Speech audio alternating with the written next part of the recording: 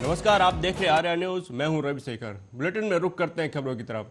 नरेंद्र मोदी ने रविवार यानी 9 जून को लगातार तीसरी बार प्रधानमंत्री पद की शपथ ली। 2014 में 26 को नरेंद्र मोदी ने पहली और 30 मई 2019 को दूसरी बार प्रधानमंत्री पद की शपथ ली थी। बता दें कि नरेंद्र मोदी आज़ादी के बाद जन्म लेने वाले पहले प्रधानमंत्री हैं। इसी के साथ लगातार 10 साल बहुमत के साथ केंद्र में गैर कांग्रेसी सरकार चलाने वाले मोदी इकलौते नेता हैं। देश की आज़ादी के बाद मोदी पहले ऐसे गैर कांग्रेसी राजनेता हैं जो लगातार तीसरी बार प्रधानमंत्री बने हैं। मंत्रिमंडल में प्रधानमंत्री के अलावा 30 कैबिनेट, 7 राज्य मंत्री, स्वतंत्र प्रभार और 34 राज्य मंत्रियों ने शपथ ली।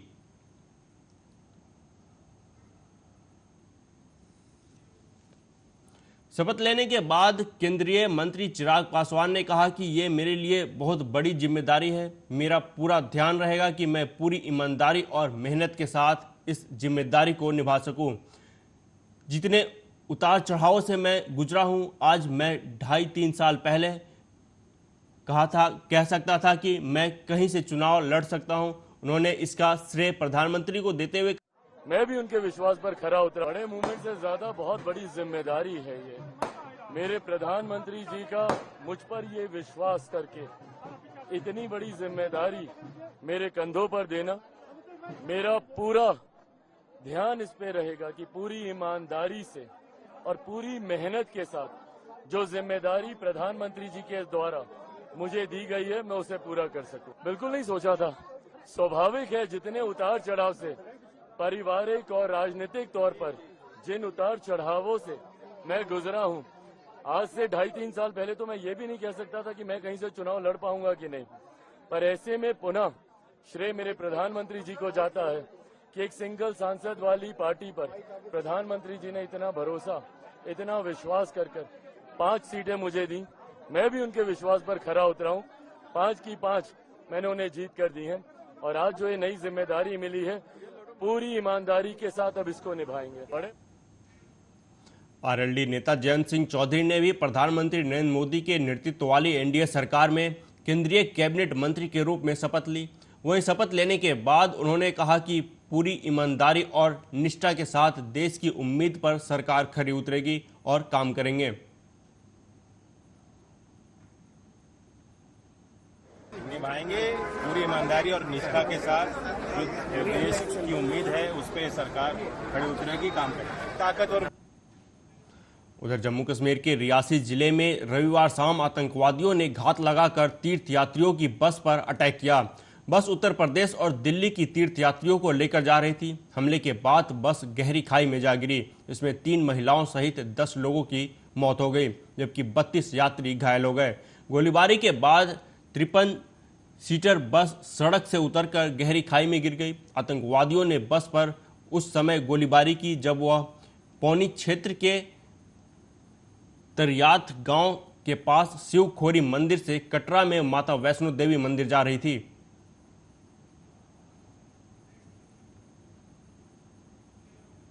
रियासी आतंकी हमले पर राष्ट्रपति द्रौपदी मुर्मू ने ट्वीट करते हुए लिखा कि जम्मू कश्मीर के रियासी जिले में तीर्थयात्रियों को ले जा रही बस पर हुए आतंकवादी हमले से मैं व्यथित हूं। यह नृशंस कृत्य मानवता के विरुद्ध अपराध है और इसकी कड़ी शब्दों में निंदा की जानी चाहिए।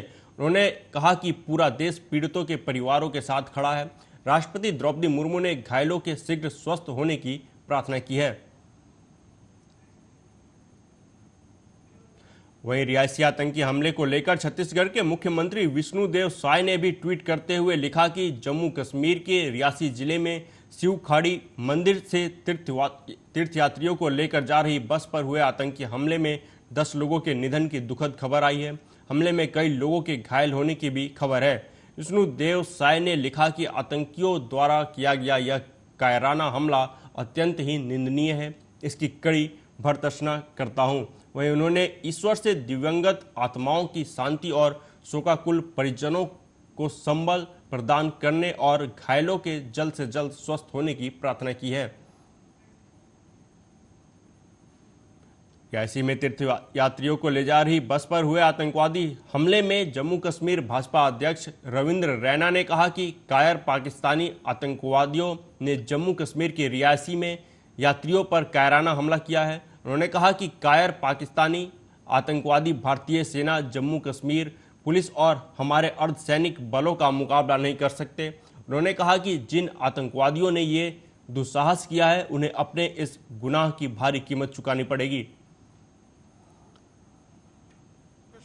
कायर पाकिस्तानी आतंकवादियों ने बहुत दुस्साहस किया है।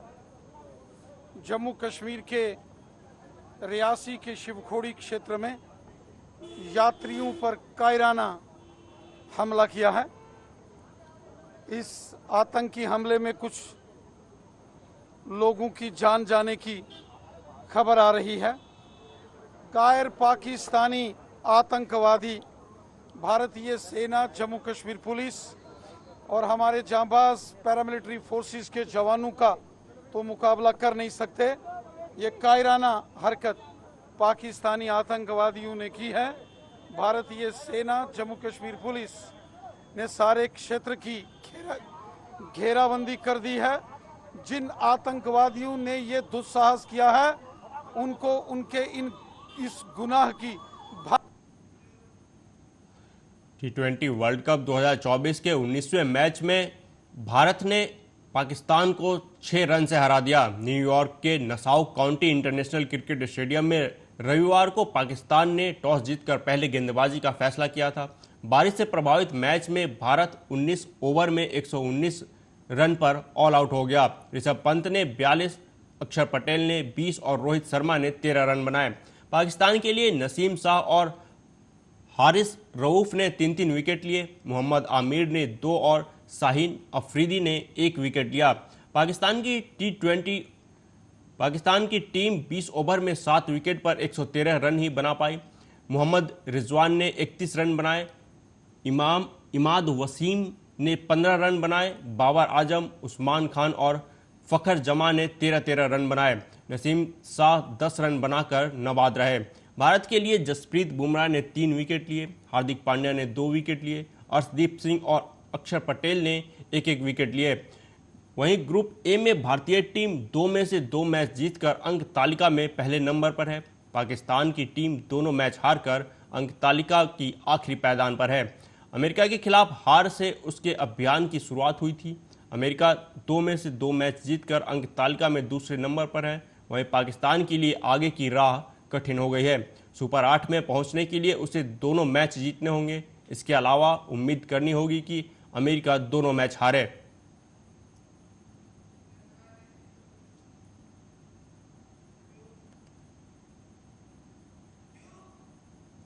अगली खबर पंजाब के मोहाली से है, जहां एक लड़की को शादी से इनकार करना इतना भारी पड़ गया कि इसकी कीमत लड़की को अपनी जान देकर चुकानी पड़ी। प्रेमी ने लड़की पर सरेराह तलवार से इतने वार किए कि उसकी जान ही चली गई।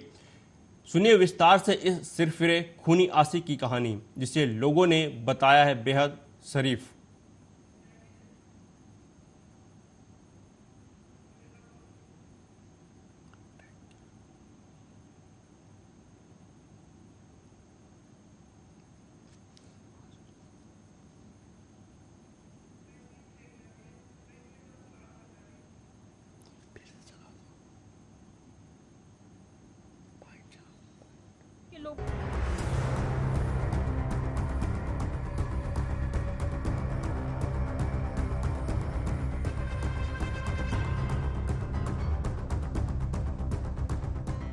पंजाब के मोहाली में शनिवार सुबह 20 सड़क पर युवती की तलवार से काटकर हत्या कर दी गई। घटना फेज 5 की है। युवती घर से काम पर जाने के लिए निकली थी। वहीं रास्ते में नकाबपोश युवक ने उस पर तलवार से हमला कर दिया। लड़की बेसुध होकर गिर गई तो युवक मौके से फरार हो गया। इसके बाद आसपास के लोगों ने घटना की सूचना पुलिस को दी। युवती को तुरंत अस्पताल में भर्ती कराया गया, जहां इलाज के दौरान उसने दम तोड़ दिया।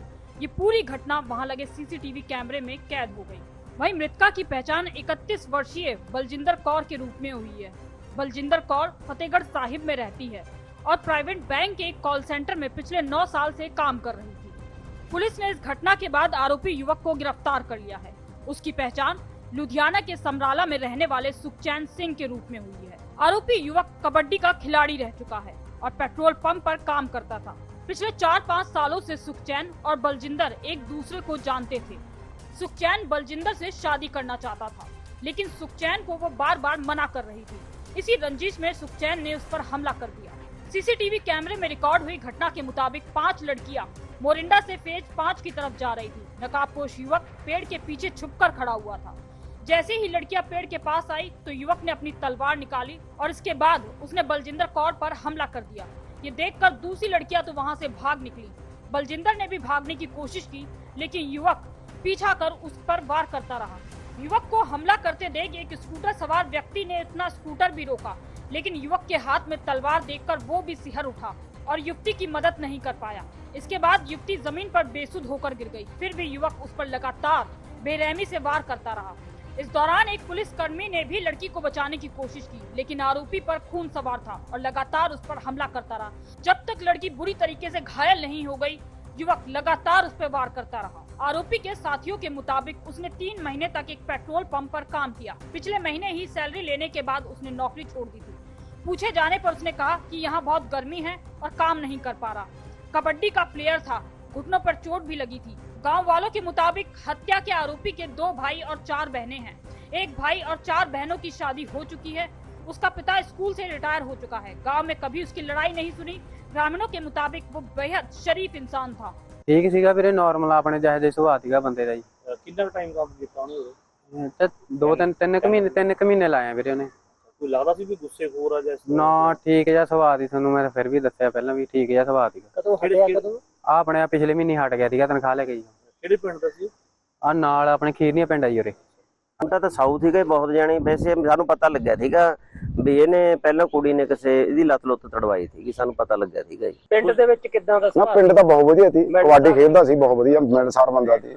लड़के की मां का दावा है कि लड़की 2 बार उनके घर भी आई है, शादी के लिए तैयार भी थी, लेकिन बाद में ना जाने ऐसा क्या हुआ कि लड़की ने शादी से इनकार कर दिया।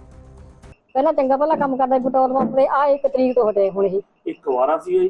ਕੁਆਰਾ ਹੀ ਹੈ ਜੀ, ਵਿਆਹ ਕਰਾਇਆ ਨਹੀਂ, ਵਿਆਹ ਨੂੰ ਮੁੰਡਿਆਂ ਨੇ। ਕਿੰਨੇ ਭੈਣ ਭਾਈ? ਇਹ ਜੀ 4 ਮੁੰਡੀਆਂ ਨੇ, ਮੇਰੇ 3 ਕਾਕੇ ਨੇ। ਇਹਦਾ ਸੁਭਾਅ ਕਿਸ ਤਰ੍ਹਾਂ ਸੀ ਜੀ? ਸੁਭਾਅ ਤਾਂ ਜਮਾਂ ਹੀ ਕੁੜੀਆਂ ਵਰਗਾ ਸੀ ਇਹਦਾ। ਅੱਛਾ ਜੀ। ਇਹ ਕੀ ਕਾਰਨ ਕੀ ਹੁੰਦਾ ਕੁੜੀ ਨੂੰ ਵੱਢਣ ਦਾ? ਕੀ ਕੋਈ ਕਾਰਨ ਇਹਦਾ ਪ੍ਰੇਮ ਸੰਬੰਧ ਸੀ। ਇਹਦਾ ਕੀ ਨਾਮ ਸੀਗਾ? ਬਲਜਿੰਦਰ ਕੌਰ ਜੀ। ਇਹ ਕਦੇ ਘਰੇ ਆਈ ਹੈ ਤੁਹਾਨੂੰ ਪਤਾ ਸੀਗਾ? 2 ਵਾਰੀ ਘਰ ਆ ਕੇ ਗਈ ਹੈ ਇਹ। ਮੁੰਡਾ ਦੇਖਣ ਆਈ ਜਿਹੜਾ। ਹਾਂਜੀ ਪ੍ਰੇਮ ਸੰਬੰਧ ਸੀ। ਮੁੰਡਾ 1.5 ਸਾਲ ਦਾ ਉਹਦੇ ਦੇਖਣ ਆਈ ਹੈ, 2 ਸਾਲ ਦਾ ਹੋ ਗਿਆ ਉਹ। ਪਹਿਲਾਂ ਕੋਈ ਲੜਾਈ ਹੋਈ ਇਹਨਾਂ ਦੀ ਆਪਸ ਵਿੱਚ? ਨਹੀਂ, ਕੋਈ ਲੜਾਈ ਨਹੀਂ ਹੋਈ ਇਹਨਾਂ ਦੀ, ਕਦੇ ਇਹ ਲੜੇ ਨਹੀਂ, ਕਦੇ ਹੋਰ ਨਹੀਂ, ਕੋਈ ਗੱਲਬਾत नहीं हैगी ਇਹਨਾਂ ਦੀ। तो वहीं लड़की के परिवार वालों ने आरोपी को लेकर फांसी की सजा की मांग की है। उनका कहना है कि बलजिंदर कौर अकेले कमाने वाली लड़की थी। अगली खबर मध्य प्रदेश के टीकमगढ़ से, जहां एक लावारिस 100 की पहले तो पुलिस ने शिनाख्त की और उसके बाद उसकी हत्या के पीछे का सनसनीखेज खुलासा भी किया।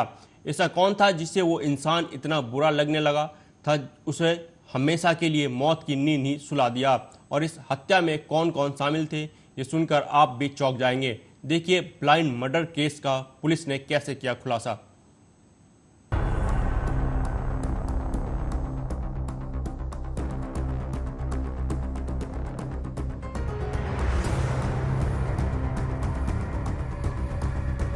मध्य प्रदेश के टीकमगढ़ जिले में एक ब्लाइंड मर्डर केस का पुलिस ने खुलासा किया। दरअसल पुलिस को झांसी हाईवे रोड पर 5 जून को एक संदिग्ध परिस्थितियों में शव बरामद हुआ था। मृतक की पहचान ललितपुर के जिला सोजना के रहने वाले 27 वर्षीय अशोक पाल के रूप में हुई। पुलिस ने शव का पोस्टमार्टम कराया तो पोस्टमार्टम में मृतक की गला घोटकर हत्या की पुष्टि हुई। पुलिस ने मृतक की बीवी से जब सख्ती से पूछताछ की तो पूछताछ में बीवी ने सब सच उगल दिया। दरअसल पति की हत्या किसी और ने नहीं बल्कि उसकी खुद की बीवी ने ही रची थी। उसकी बीवी की उम्र महज 22 साल और इस 22 साल की उम्र में उसने जुर्म के बड़े बड़े अपराधियों को भी पीछे छोड़ दिया। दरअसल मृतक की बीवी का अफेयर अपने जीजा के भाई से ही चल रहा था और उसके इस प्रेम प्रसंग में उसका पति ही सबसे बड़ा रोड़ा बन रहा था, जिसको रास्ते से हटाने का खौफनाक प्लान खुद उसकी बीवी ने ही रच डाला। इस वारदात में प्रेमी ने अपने चचेरे भाई को भी शामिल कर लिया। आरोपियों ने मिलकर पहले तो युवक को बेहद शराब पिलाई और फिर तौलिए से गला घोटकर उसकी हत्या कर दी। आरोपियों की पहचान 20 वर्षीय सीताराम, वारदात में शामिल उसका चचेरा भाई प्रेमपाल, और मृतक की पत्नी को भी पुलिस ने गिरफ्तार कर कोर्ट में पेश कर दिया है। उनके ऊपर हत्या की धारा और आपराधिक षड्यंत्र के तहत मामला दर्ज कर पुलिस आगे की कार्रवाई में जुट गई है। योजना बनाई और उसके उस आरोपी भाई का नाम है सीताराम, पिता घनश्याम पाल, और उसने अपने एक साथी प्रेमलाल पाल को भी लिया। ये दोनों भी सोलना के रहने वाले हैं।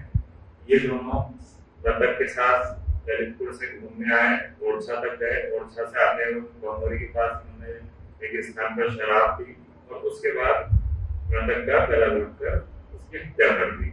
इसमें हमारी जो एडिशनल एसपी साहब हैं, एसडीओपी साहब और दिगोड़ा थाना की और साइबर की पूरी टीम ने बहुत ही अच्छा कार्य किया है और इसको 24 घंटे के अंदर ट्रेस भी किया। मैं इनकी पूरी टीम को बधाई देता हूँ और आशा करता हूँ कि आगे भी कोई ऐसी घटना होगी तो ये इसी तत्परता से करते हुए निष्ठा से कार्य करेंगे।